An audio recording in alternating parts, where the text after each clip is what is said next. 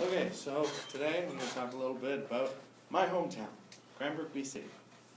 How many of you have been there? And for those of you that haven't, you are not missing a lot. Cranbrook is a really good place to live if you are over the age of 60.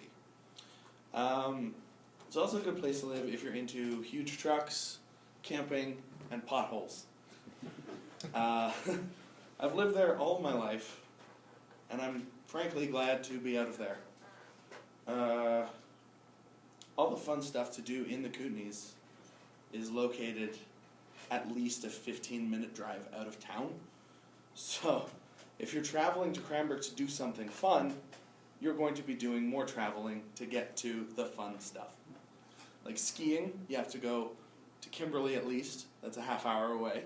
Camping, there's like 1,000 lakes around Cranbrook, all of which, at the very least, 15-20-minute drive away. So Cranbrook has all of your grocery shopping, clothes shopping, and nightclub needs. The nightlife of Cranbrook is very, very, very active. There's 3 bars in Cranbrook, one of which keeps losing its liquor license because they keep serving alcohol to minors. I went in there when I was 15.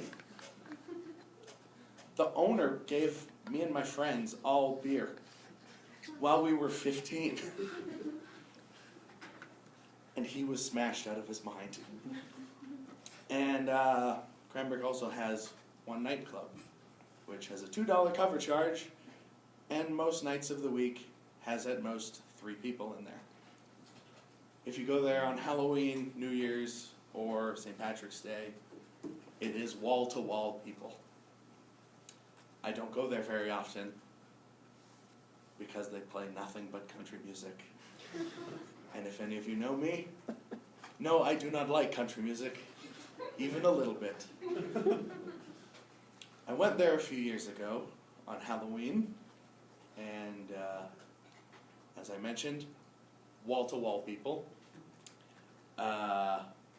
I was trying to find my friends, and I walked past a woman who was about this tall. She was dancing, which is probably not the proper term to use. She was more rhythmically convulsing. And she elbowed me in the face, and then looked at me like it was my fault. I didn't stay much longer after that. So, yeah, it's a fun place to live. Not a lot interesting has happened recently. The last interesting thing that happened in Cranbrook happened in 1926. The circus was visiting town, had a herd of about 14 elephants.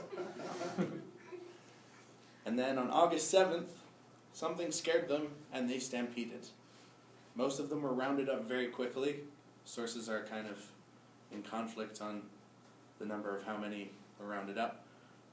3 of them escaped into the surrounding forest. Yeah, different newspapers give different numbers, so it was kind of hard to find the exact number on how many were rounded up. The search was led by Tunaha trackers, which are the native people of the Kootenays. And the first one that was found was Myrtle. She was wounded and had to be put down. She was skinned and taxidermied in the local museum for some time. And hunters used her remains to bait bears. And